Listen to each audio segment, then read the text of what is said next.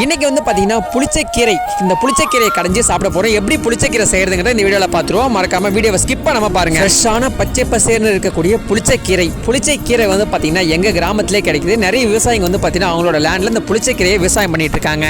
புளிச்சக்கீரை வெயிலுக்கு ரொம்பவே உகர்ந்த கீரை. அது மட்டும் இல்லாமல் நீர் சத்து அதிகமாக இருக்கக்கூடிய இந்த புளிச்சக்கீரை தான் இப்படி சமைக்க போகிறோம். ஸோ இந்த கீரை வந்து பார்த்தீங்கன்னா ஒரு கட்டு 20 ரூபா தாங்க. ஒரு கட்டே 20 ரூபாய்க்கு தான் எங்கள் கிராமத்தில் கொடுத்துட்ருக்காங்க.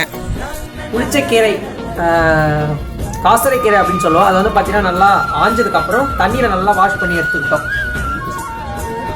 ஒரு பாத்திரத்தில் வந்து பார்த்தீங்கன்னா தண்ணி தேவையான அளவுக்கு வச்சதுக்கப்புறம் பூண்டு ஒரு 4-5 பல்லு, அப்புறம் 2 தக்காளி பழம் முழுசாக போட்டுக்கிறோம்.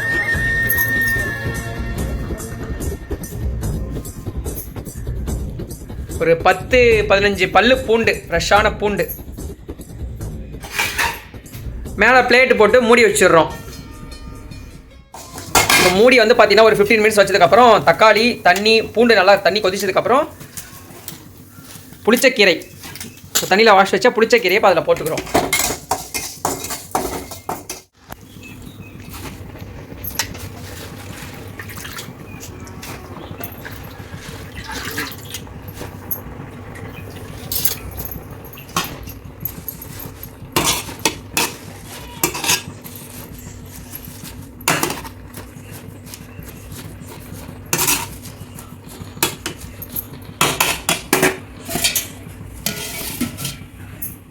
கடாயில் வந்து பார்த்தீங்கன்னா கொஞ்சமாக எண்ணெய் ஊற்றி அதுக்கப்புறம் கொத்தமல்லி போட்டு கொஞ்சம் வதக்கிக்கிறோம்.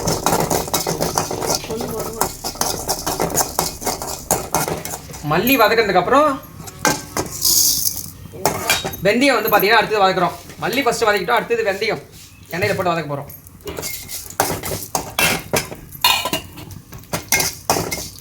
வந்து பார்த்தீங்கன்னா வெந்தயம் தனியாகவும் அதுக்கப்புறம் வந்து பார்த்தீங்கன்னா மல்லி தனியாகவும் எண்ணெயில் போட்டு வதக்கி ரெண்டுத்தையும் ஒன்றா மிக்ஸ் பண்ணி வச்சுக்கிட்டோம்.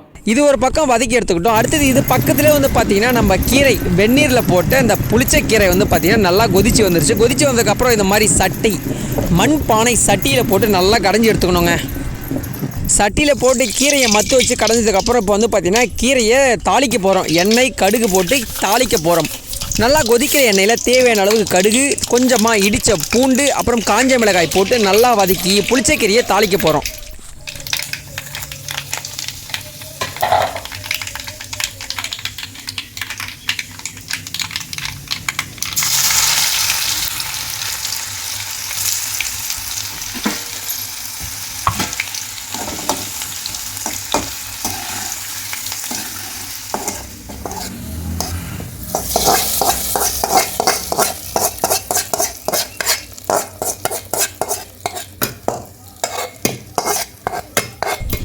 கடுகு போட்டு தாளிச்சதுக்கப்புறம் வந்து பார்த்திங்கன்னா உப்பு பதம் பார்த்ததுக்கப்புறம் தேவையான அளவு உப்பு, உங்களுக்கு எந்த அளவுக்கு வேணுமோ அந்த மாதிரி உப்பு சேர்த்து நல்லா கடைஞ்சி எடுத்தோம் அப்படின்னா புளிச்சக்கீரை டிஷ்ஷு ரெடி ஆகிடும். சாதம் போட்டு சாப்பிட வேண்டியது தான். ரொம்பவே சூப்பராக இருக்கும். இது வந்து பார்த்திங்கன்னா கொஞ்சம் லைட்டாக புளிக்கிற மாதிரி இருக்கும். அதனால தான் இந்த கீரைக்கு வந்து புளிச்சக்கீரைன்னு அப்படின்னு பேர் வச்சுருக்காங்க.